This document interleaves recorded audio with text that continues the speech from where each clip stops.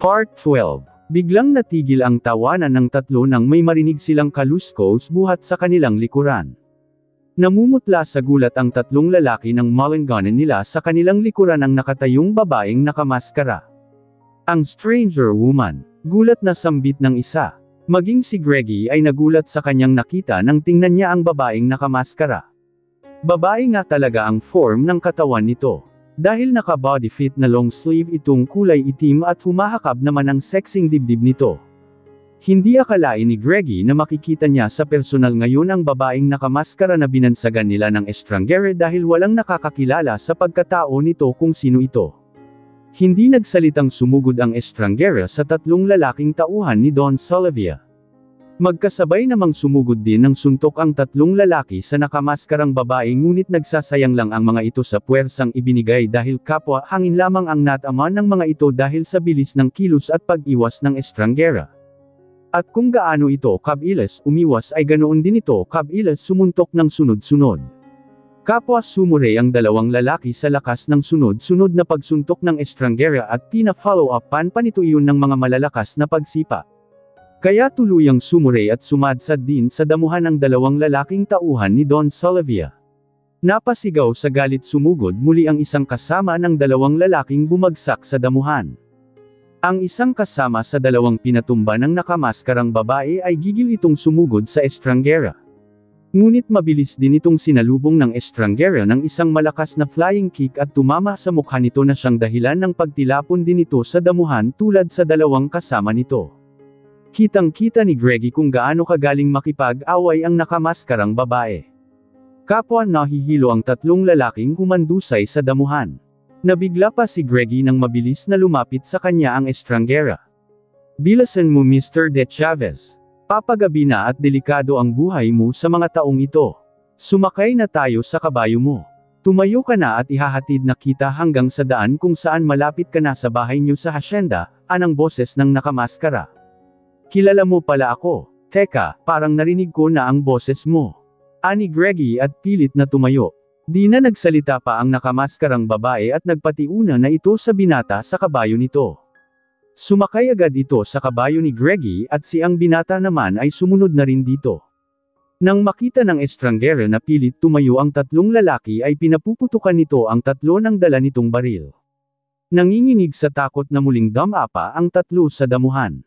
May mga pasa si Greggy sa mukha at nanghihina ang kanyang katawan dahil sa pinagtutulungan siya ng tatlong lalaki kaya tinulungan na rin siya ng nakamaskarang estrangere para makasakay agad sa kabayo. Nang makasakay na nga si Greggy ay nasa likod siya ng babaeng di kilala at ito ang magdala ng kanyang kabayo. "Ako sana ang magdala ng kabayo ko baka di ka sanay sa pangangabayo," sabi ni Greggy sa babaeng nakamaskara. Ngunit hindi nagsalita ang estranggerang ito at mabilis na inudyukan ng malakas ang kabayong kulay chocolate brown, dahilan iyon ng pagkaripas ng takbo ng kabayo. "Hey, bakit ang bilis? Baka mahuhulog tayo," reklamo ng binata. "Kailangan nating magmabilis. Tingnan mo sa likuran mo," anang estrangera. Nang tingnan ni Greggy ay 8 taong nangangabayo din ang dumating na mga kasamahan ng tatlong lalaking nagtangka sa kanyang buhay. Nakikita ni Greggy ang pagsenyas ng isang leader sa mga ito para habulin sila. "Hahabulin nila tayo," sabi ni Greggy sa estranggerang kasama. "Hinabol nga sila ng mga ito kahit papagabi na. Yan ang ibig kong sabihin sayo. Kailangan nating magmadali at papabilasan ang pagtakbo ng kabayo para hindi nila tayo mahahabol," anang estrangera. Kaya mas lalong inudyukan pa ng estrangera ang pagpapatakbo ng kabayo. "Kumapit ka ng mahigpit," sigaw ng babaeng nakamaskara. Hindi lang kapit ang nagawa ni Greggy dahil sa lakas ng pagtakbo ng kabayo na parang lilipad na ito ay napayakap ng mahigpit ang binata sa babaeng nakamaskara. Hindi huminto sa kakahabol ang mga tauhan ni Don Solivia at binaril pa sila ng mga ito. "Tigil estrangera, kung sino ka man, pagsisihan mo kung bakit nangingialam ka sa mga ipinapagawa ng amo namin." Narinig pa nilang sigaw sa leader na patuloy na humahabol kahit nasa malayo na ang mga ito. Inis na binalingan ng estrangera ang mga humabol habang nagpapatakbo ng kabayo ay gumanti rin ito ng pamamaril sa mga humahabol. "Arg!" anang sigaw ng isa sa mga humahabol na natatamaan sa pagbaril ng estrangera. At hinayla ng Estranghera ang renda ng kabayo ni Greggy pakaliwang daan at dadaan sila sa isang masikip at mahirap na daan para hindi na sila masusundan ng mga tauhan ni Don Salavia. Stranger woman, dilim na talaga ang paligid. Kabisado mo pa rin ba ang daang paikat-sikot dito lalo na sa daang ito? Ang pagkakaalam ko ay may mga bangin dito baka mahulog tayo sa bangin, ani at tanong ni Greggy. Oo. Kabisado ko ang daang ito, matigdas na sagot ng babaeng nakamaskara. Palayo na ng papalayo ang tunog ng mga kabayong humahabol sa kanila at alam nilang hindi na sila nasusundan pa ng mga ito kaya parang nagiging kampante na rin ang pagpapatakbo ng Estranghera sa kabayo ni Greggy. Okay na sana ang lahat ngunit biglang kumidlat at kasabay ng pagkulog ng malakas na tanda ng pag-uulan. Kailangang may hatid kita malapit sa bahay ng hasyenda nyo. Bago kita iiwan para siguradong safety po kayo Mr. De Chavez. Tuldok. Anang boses ng Estranghera. Sino ka ba talaga? At tatanawin ko ito ng malaking utang na loob ang ginawa mong pligtas sa akin. Alam mo ba familiar sa akin ang boses mo? Ang binata sa babaeng nakamaskara. Hindi na nagsasalita pa ang babaeng nakamaskara sa mga tinuturang layen ni Greggy. Di nagtagal ay biglang hamangin ng malakas at muling kumulog at kumidlat at kasabay ng may unti-unting pumapatak na ulan kaya biglang huminto ang Estranghera sa pangangabaya. Kailangan nating magpasilong at pararaanin natin ang hangin at ulan na ito. Anang babae, malapit na sila sa mga bahay ng hasyenda. May nalalaman akong abandonadong bahay ng dating nagtatrabaho rito noon. Ani Greggy at inion ang flashlight ng kanyang cellphone. Nakita nga nila ang abandonadong bahay at nagmamadaling pumasok sila roon. Timing ng pagpasok nila ay saka din bumuhos ang malakas at matinding pag-ulan. Parang walang planong titayla ang malakas na ulan at ang patuloy pa rin ng pagkulog at sunod-sunod na pagkidlat ng kalangitan na tila galit na galit iyon. Kailangan ko nang mauna sa iyo Mr. De Chavez, total malapit ka na sa bahay nyo dito sa hasyenda. Hindi na ako makapag-antay kung kailan titayla itong ulan. Column ng Estranghera. Panipi. Sandali lang, marami talagang katanungang namumuo sa isipan ko. Una sa lahat, sino ka? Pangalawa, bakit mo ako kilala? Pangatlo, paano mo na lamang pinagtangkaan ang buhay ko ng mga taong iyon? At taga saan ka? Bakit kabisado mo ang paikat-sikot na daan sa buong hasyenda? Sunod-sunod na tanong ni Greggy dahil sobrang naguguluhan talaga siya. Hindi sumagot ang babaeng nakamaskara at walang salitang tumalikod na ito at aalis na sana nang muling nagsalita si Greggy habang tinatitigan ang nakamaskarang babaeng nagligtas sa kanya. Tanging flashlight lang ng kanyang cellphone ang nagbibigay liwanag sa kanilang dalawa ng Estranghera. Huwag ka munang aalis, malakas ang ulan at hangin, baka ikaw ang mapapahamak. At isa pa, iiwan mo lang ba ako dito na ganito ang kalagayan ko? Ani Greggy. Dahil sa natamong pasa sa mukha at pananakit ng katawan dahilan ng pinagtutulungan siya kanina ng tatlong tao ay para siyang lalagnatin at pinanganginigan ng buong katawan. Bakit? Anong nangyari sa'yo? Anang familiar na boses ng Estranghera nang makitang napayakap ang binata sa sarili nito na halatang giniginaw ito. Hindi napipigilan ni Greggy na mapahiga sa loob ng bahay na abandonado. Tanging yari sa kawayan lamang ang sahig ng bahay na leon. Nakadama ng sobrang panghihina si Greggy at puyat dahil talagang masama ang kanyang pakiramdam. Nakatayo at napatitig lang ang babaeng nakamaskara kay Greggy na parang hindi alam ang mga susunod na gagawin nito. Stranger woman, please, don't leave me. Alam ko kung pagkainong mabait ka dahil sa pagtulong mo sa akin. Sabi pa ni Greggy habang umuungol dahil sa sobrang giniginaw na ito. Lumapit ang babaeng nakamaskara kay Greggy at dinala nito ang noo ng binata. Oh, Diyos mio, totoo ngang nilalagnat ka, at napakataas ng lagnat mo. Natatarantang wika ng Estranghera. Naiinis ang babaeng stranger woman dahil hindi rin tumitila ang malakas na pag-ulan at hindi pwedeng ilabas niya ang binata para ihatid sa bahay nito para makainom ng gamot agad ito roon. Mas tumindi pa ang pag-ulan at ang panginginig ni Greggy. Napipilitang tinabihan ito ng babaeng nakamaskara at niyayakap ng mahigpit ang binata. Wala na talaga itong choice kundi gawin leon para bumaba ang mataas na lagnat ni Greggy. Thank you so much, bulong na wika ni Greggy sa babaeng di kilala. Tuldok, natigilan ang Estranghera na gumanti sana ito ng yakap rito. At mas lola ng mahigpit na pagyakap sa kanya ang binata at amoy na amoy niya ang mabangong hininga nito at ang scent na panlalaking gamit nito. Akmang ilalayo ng babaeng nakamaskara ang kanyang katawan sa binata ngunit mas lalong hinigpitan pa iyon ni Greggy ng pagyakap sa kanya. Nagulat ang babae nang matanggal ang kanyang maskara. Mabuti na lang at lobat din ang cellphone ng binata kaya di pa rin makita nito ang kanyang totoong itsura dahil sa sobrang dilim ng paligid. Kailangang poproteksyonan niya ang kanyang pagkatao at walang makakaalam kung sino ba talaga siya sapagkat hindi pa siya nakapaghiganti sa mga taong pumatay sa kanyang ama at kapatid. Di nagtagal ay naramdaman ng estranggera ang mga labi ni Reggie sa kanyang mga labi. Itinulak niya ang binata ngunit maagap na pinigilan nito ang buong katawan niya, upang di ito matitinag. Isang binatang makisig at gwapo si Greggy kaya di napigilan ng babaeng nakamaskara na madala sa tentisayo ng mga halik ni Greggy at di namamalayang tumugon na pala siya sa mga halika nito. Napabalikwas ng bangon si Greggy nang may naaaninag siyang liwanag sa labas. Umaga na pala at tumila na ang ulan. Nasa abandonadong bahay siya nauumagahan. At nasaan ang babaeng nakamaskara? Nagpalingga-lingga pa si Greggy sa loob ng buong bahay ngunit siya na lang naglisa roon at wala na siyang kasama. Wala na ang estranggera na siyang nagligtas sa kanya at kanyang kasama kagabi habang umaatake ang mataas niyang lagnat at naalala niyang tumugon ang estranggera sa kanyang mga halik kay Gabrielito. Nabalita sa buong hasyenda ang nangyari kay Greggy at ang pagligtas sa kanya ng babaeng nakamaskara. Nang malaman ng mga magulang ng binata ang nangyari sa kanya ay nag-alalang dinalaw siya ng amang si Brent De Chavez at ang kanyang stepmother na si Camila na parang ina na rin ang turing niya rito dahil anak ding tunay ang pagturing nito sa kanya. Kasama din ng mga ito ang bunsong kapatid niyang babae na si Micaela. Diyos ko Greggy Iho, sino ba ang mga taong iyon na gustong pumatay sa'yo? Napakadelikado naman pala ng anak natin dito Brent. Ani Madam Camila De Chavez sa asawa.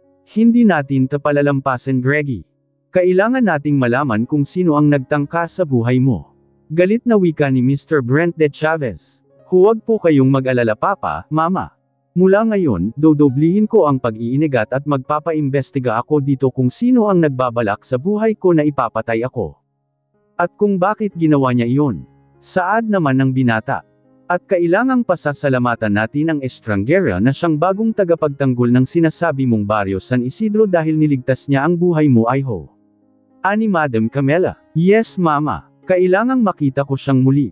Sagot naman ni Greggy. Sabi mo Iho ay naghahari ang kasamaan ng nagngangalang Don Solivia Valdemero sa baryong katabi ng hasyenda nating ito. Hindi kaya si Don Solivia ang nag-utos sa mga taong nais pumatay sa iyo anak? Nagdududang wika ni Mr. Brent De Chavez. Tama si Papa Kuya Greg, baka ang masamang Don ang nag-utos ng mga taong iyon. Sang-ayon naman ni Micaela. What? Pero anong reason na ipapatay niya ako? Wala akong naiisip na maging reason. At hindi ko siya kailanman nakakaharap. Tuldok. Naguguluhang wika ni Greggy. Biglang natigilan si Greggy nang sumagi sa isipan niya si Miss Charmaine Valdemero. Nanlaki ang kanyang mga matang napatingin siya sa kanyang mga magulang at kapatid. Oh, bakit? Tanong ni Madam Camila. May point po pala kayo papa ni Micaela. Baka tungkol ito kay Miss Charmaine, ang anak niyang babae na nagpupunta dito sa hasyenda dahil sa laki ng pagkakagusto nito sa akin. Tuldok. Sabi ni Greggy. Kapwa nagkatinginan sina Brent at Camila pati na ang bunsong anak na si Micaela. Tanging si Michael lang ang hindi nakasama sa pagdalaw nila kay Greggy sa hasyenda. Susunod na lang daw ito at ang asawang si Christina sa isang araw para dalawin si Greggy. Naging patuloy ang usap-usapan sa buong hasyenda ang pagligtas ng estranggera kay Greggy. Samantalang si Don Solivia Valdemero ay naguguluhang sa paglisip kung bakit sa tuwing may mga binabalak siyang ipapagawa sa kanyang mga tauhan ay nalalaman iyon ng estranggera. Nagdududa si Don Solivia na baka isa sa kanyang mga tauhan ay kasabwat ng estranggera at nagiging especially iya para malalaman ng babaeng nakamaskara ang lahat ng kanyang pinaplano. Sana'y nagkakamali lang ako sa aking mga pagdududa na may isa sa inyo dito na especially iya ng estranggera kaya alam niya ng lahat na gagawin natin. Dahil kapag malalaman ko at mapapatunayan kung totoo ang hinala ko, pupugutan ko ng ulo ang sino mang traidor sa aking tauhan. Pagbabanta at nanlilisik ang mga mata sa galit na wika ng Don. Nagkakatinginan ang mga tauhan ng Dawn. Wala pong nag-traitor sa amin sa'yo boss. Halos magkasabay pang wika ng mga tauhan ni Don Salvia. Alam nyo bang delikado ako ngayon? Kapag nalalaman ng mga De Chavez na ako ang nag-utos sa pagtangka sa buhay ni Mr. Greg Ethan De Chavez. Powerful ang pamilyang ito at mahihirapan akong kakalabanin ang mga tulad nila. Muling wika ng Don. Ang estranghero boss. Siya ang lahat ng dahilan nito. Saad naman ni Lando ang leader sa lahat ng mga tauhan. Natigil ang pag-uusap ng lahat ng humihingal na biglang dumating ang isa sa mga tauhan ni Don Salvia. Boss, may sulat po kaming nakikita sa labas ng gate. Anang isang tauhan ni Don Solivaya. Anong sulat na iyan? Salubong ang kilay na tanong ng Don. Binuklat ng tauhan nito ang sulat para mabasa ng Don ang nakasaad at nilalaman nito. Don Salvia Valdemero, panimula pa lang ito ng paghihiganti ko sa iyo, hindi pa tayo nakarating sa kalagitnaan, pagbabayaran mo ang lahat ng ginawa mo sa pamilya ko, unti-unti kitang sisingilan. From, Stranger Woman. Nanlaki ang mga mata ni Don Salvia sa nababasa at nilakumos nito ang sulat ng pirasong papel. Hindi nakaimik ang Don habang malagat ang mga matang nakatingin sa kanyang mga tauhan. Nagtadjust yung bagang nito sa galit sa nababasang sulat mula sa estranghera. Narinig naman lahat ni Doña Teresita yung pag-uusap ng Don at ng mga tauhan nito. Nagkaroon ng pag-asa ang Doña na sa huling araw ay makawala din sila ng anak niya sa ilalim ng kapangyarihan ni Don Salvia. Sa pamamagitan ng tulong mula sa estranghera, lihim na umalis ang Doña sa kinalalagyan nito kung saan ito nakikinig. Nasorpresa naman si Greggy sa muling pagbisita sa kanya ni SPO1K Morales sa hasyenda. Kinukumusta siya nito dahil nabalitaan nito ang nangyari sa binata. Mabuti na lang at walang nangyari sa'yo Greggy. Malambing ang tinig na wika ni Miss K. Morales. Utang ko ng buhay ko sa babaeng nakamaskara, niligtas niya ako mula sa mga masasamang tao. Sagot naman ni Greggy rito. Sino ba kaya ang mga taong gustong pumatay sa'yo? Tuldok tandang pananong. Tanong ni Kay, si Don Salvia ang suspetso kung nag-utos na ipapatay ako. Tuldok. Greggy. Nagulat pa si Miss Kay sa pagkarinig sa pangalan ni Don Salvia. Biglang tumigas ang ekspresyon ng mukha ng magandang dalaga. Hayop ang Don Salvia na yan. Huwag kang mag-alala Greggy. Puprotektahan kita mula sa hayop na Don Salvia na yan. Maniningil pa ako sa mga kasalanan ng Don na yan sa pamilya ko. Mariing bigkas ni Miss K sa bawat kataga nito. Natigilan si Greggy at tinatitigan si Miss K.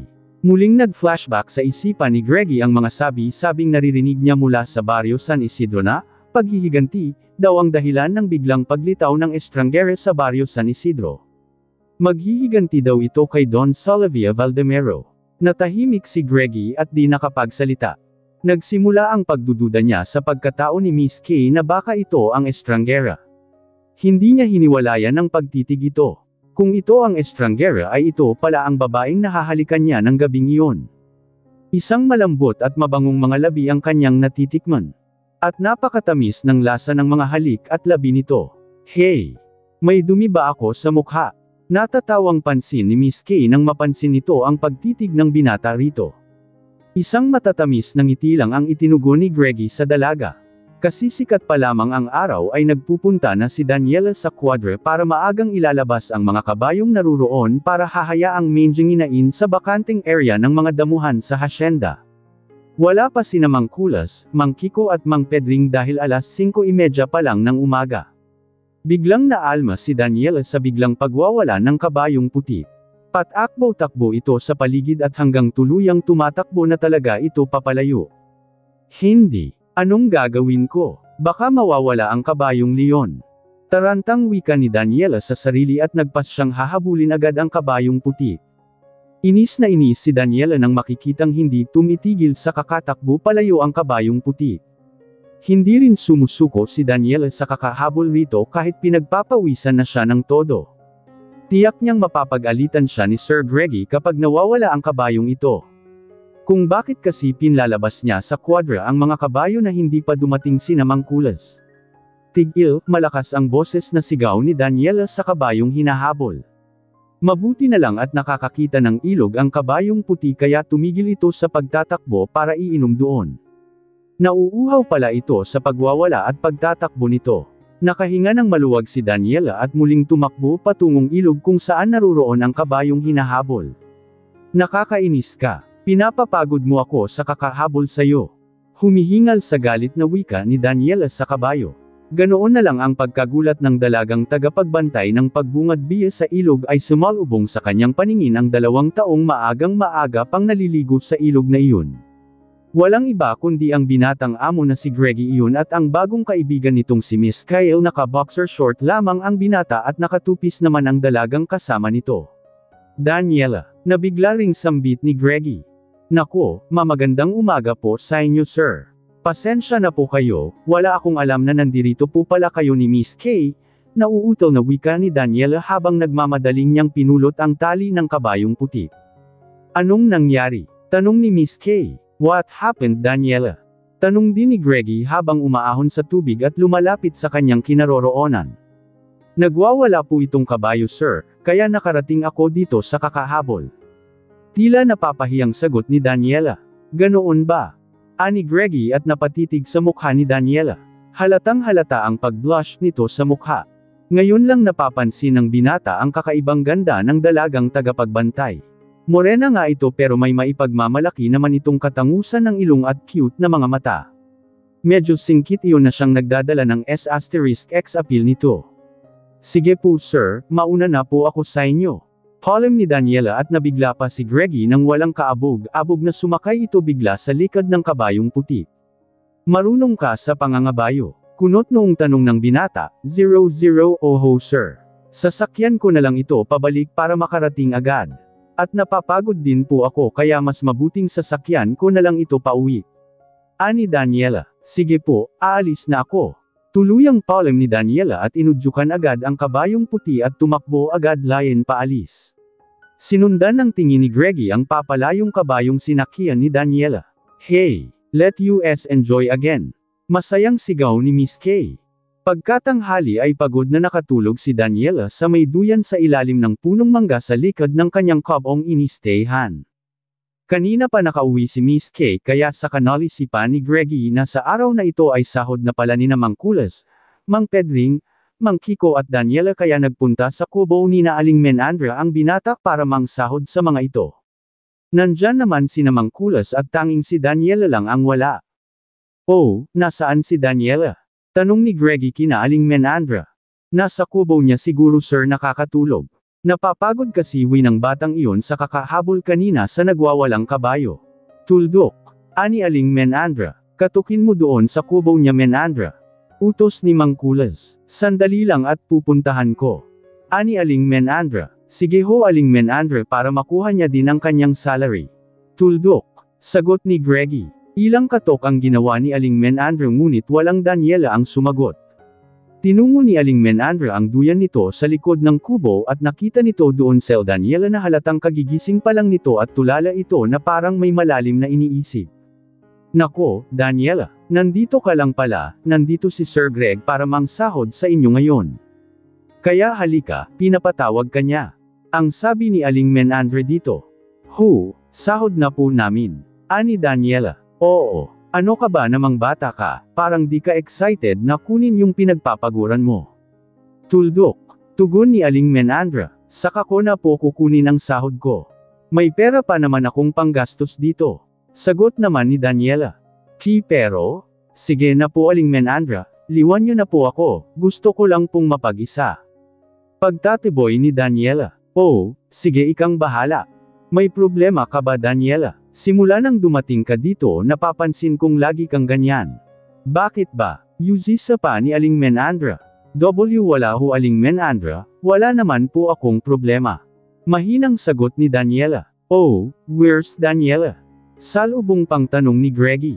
Saka na daw niya kukunin yung salary niya sir, may pera pa naman daw siya, ewan ko ba sa batang yan. Hindi ko alam kung anong takbo ng isipan niya. Hayon, parang may sariling mundo na siya lang ang tanging nakatira. Mahabang wika ni Aling Menandra. May pera? Paano siyang may pera pa Aling Menandra? Matanong nga kita, taga saan ba si Daniela Aling Menandra? Napatitig na tanong ni Greggy kay Aling Menandra. Sorry ho sir, Ang pagkakaalam ko'y taga malayong lugar ang batang yan. Bigla na lamang siyang dumating sa amin. Kaibigan daw yan ng anak kong si Johannes at naghahanap siya ng trabaho. Kaya dinala ko na lang siya at pinapatrabaho dito dahil okay lang naman daw sa kanya na maging isa sangga tagapagbantay sa mga kahayupan dito sa hasyenda. Mahabang sagot ni Aling Menandra, ganoon ho ba? Tuldok.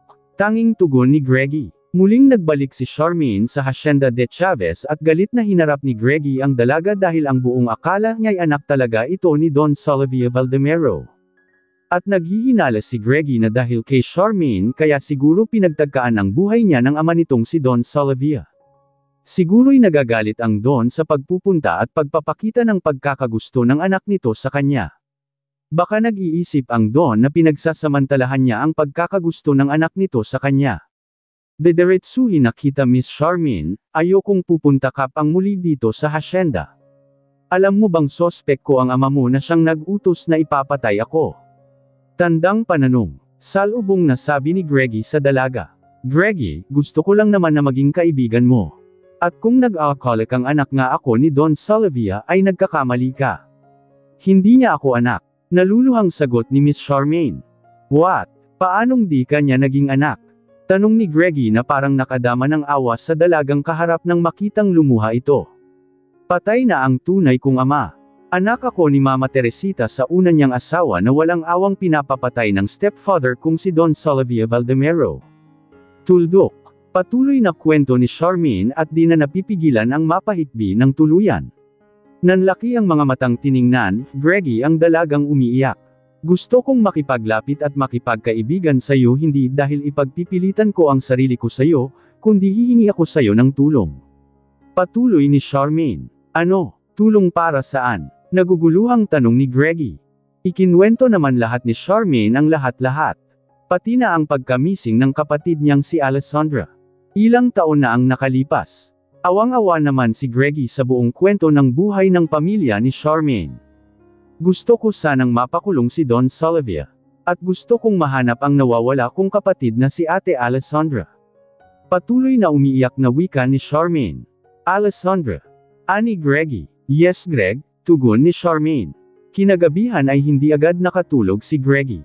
Una, naiisip niya ang situation ni na Charmaine at ng ina nito sa poder ni Don Solivio Valdemero.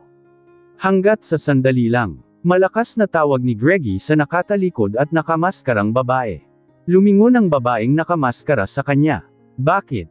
Mahinang tanong ng estranggera. Hanggang ngayon ay sariwa pa sa akin nang magkasama tayo ng gabing liyon mula sa pagligtas mo sa akin. Gusto ko sanang sa mga oras na ito ay huhuklasan mo ang iyong maskara para makilala naman kita. Parang awa mo na gusto kitang makikilala pakiusap ni Greggy. Patawad, hindi mo ako pwedeng makilala. Sagot ng estranggera at mal itong tumalikod at nagsimulang humakbang paalis, please. Tandang padamdam. Hindi ka na mawawaglit sa isipan ko at damang-dama ko peren ang mga matatamis mong mga labi.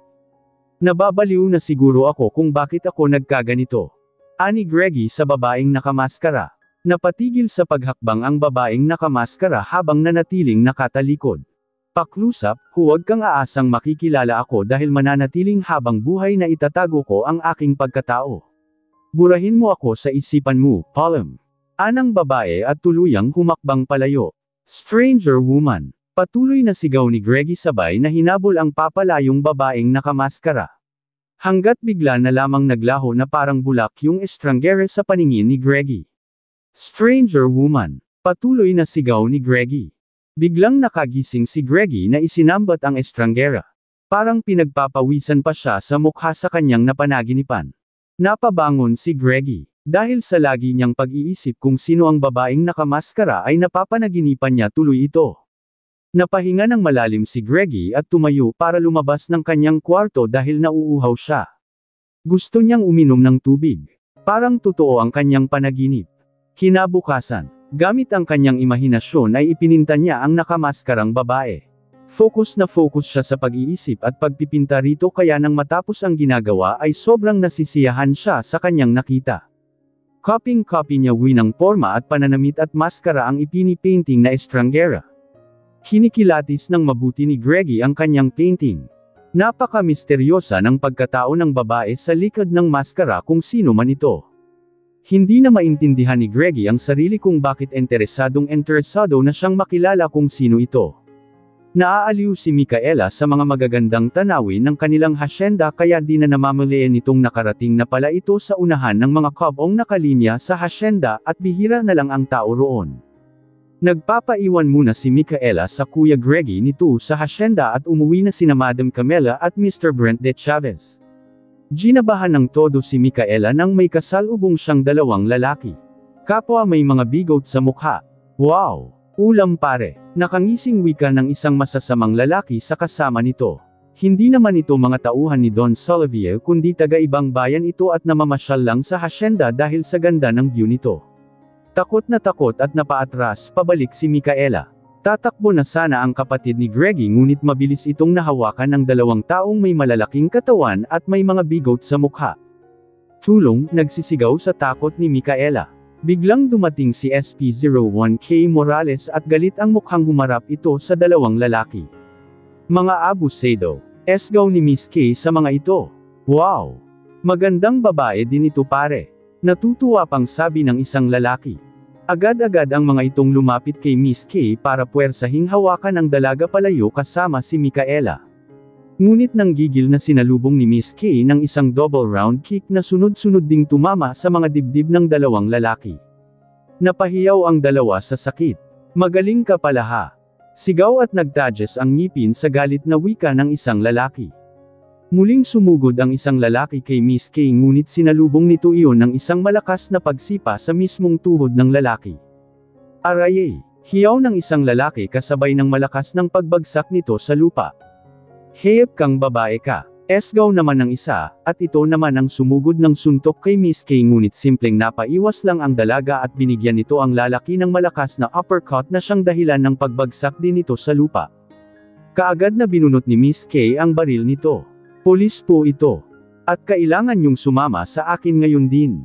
Ani Miss K na itinutok ang baril nito sa dalawang masamang lalaki. Police. Gulat pang sambit ng isa, magkasabay na napataas ang kamay ng dalawang lalaki tanda iyon ng pagsuko ng mga ito. Thank you so much. SP01K Morales. Umiiyak sa takot na wika ni Micaela. Miss K. Tawag din ni Greggy. Kitang-kita ni Greggy ang magaling na pakikipaglaban ni Miss K sa dalawang tao. Kaya mas lalong nagdududa ang binata na ito ang babaeng nakamaskara. Ang kanyang nakakahalikan ng gabing niligtas siya nito.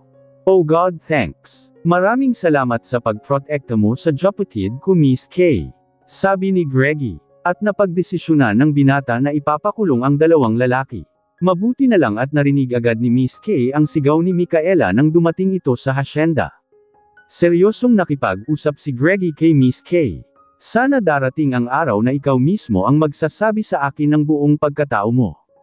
Kung anong mga lihim mo or sect eto. As your friend. Gusto kong malaman ang lahat ng sekreto mo Kay. Napatitig na wika ni Greggy sa dalagang polis. Natawa naman si Miss K. What do you mean? May mga sekreto akong tinatago, kamu. Hindi kita maintindihan Greggy nakasmile lamang na tugon ni Miss K. Sa ngayon, hindi pa kita pipilitin. Dahil wala akong karapatang mamilit sa'yo na sabihin sa akin kung sino ka talaga. Tuldok. Muling wika ng binata, ha? Ikaw talaga ha? Ano bang mga sinasabi mo? Ani Miss K. Di ba sabi mo maghihiganti ka kay Don Solivia? Dahil malaki ang atraso nito sa pamilya mo. Kailan mo pala sisimulan ang paghihiganti sa Don na iyon? Pang-uukit ni Greggy dito. Yes. Malaki nga ang atraso ng Don Solivia na yan sa akin. Kumukuha lang ako ng tiyempo kung paano siya gagantihan Greg. Tuldok. Nagngalit na wika ni Miss K at biglang tumigas ang anyo nito. Umuwi na lang si Miss K ay di pa rin mapakali si Greggy sa kakaisip. Nagbalak siyang ligawan ng dalaga para ipagtapat nito sa kanya kung ito nga ba ang estranggera. Sa loob ng CR na nakalock, isang figure ng lalaki ang nakipag-usap ng sekreto sa cellphone nito. Hello, Commander Sandra. Kumuha lang ako saglit ng tiyempo na makatawag sa iyo ng sekreto. Makinig kayo dahil may gagawin na naman silang hindi maganda sa baryong ito. Mahina ang boses na wika ni Johannes sa kausap nito sa kabilang linya. Nakinig lang din ang nagngangalang Commander Sandra sa kabilang linya sa mga ini-report na especially iyan nitong si Johannes. Isang binatang nagbibilang sa grupo ng New People Army or NPA. Pagkatapos mag-uusap ng lihim ang mga ito ay maingay na pinatay ni Johannes ang tawag at isinilid ang cellphone sa bulsa nito. Napahinga ng malalim ito at saglit na natulala. Isa lang ang gusto ni Johannes na maging kapalit sa kanyang pagtulong sa kanilang commander sa paghihiganti nito. Si Charmaine. Ito ang gusto niyang bayad sa niyang sakripisyo. Matagal na niyang lihim na iniibig ang dalagang ito kahit hindi lingid kay Johannes ang lahat na nangyari sa buhay ni Charmaine at kung anong ginagawa ng stepfather nito dito. Dahan-daang lumabas si Johannes sa kinapapasukang CR at nagbalik sa kunwaring mga kasamahan niyang mga tauhan ni Don Salavia. Tanghaling tapat ay walang magawa si Daniela, kundi kakausapin at hinimas-himas ang kabayong puti.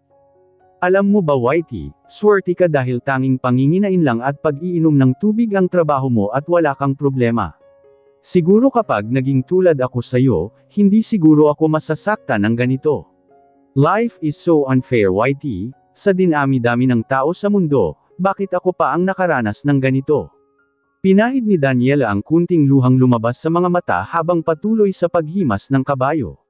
May problema ka ba Daniela? Panipi. Anang tinig sa likuran ng dalagang tagapagbantay. Ganoon na lang ang pagkabigla ni Daniela ng Mullinganan sa likuran niya ang binatang amo na si Greggy. Sir, magandang tanghali po. Gulat na naisalita ni Daniela. Napatingin si Greggy sa kabayong puti at pagkatapos lumipat din ang tingin nito kay Daniela.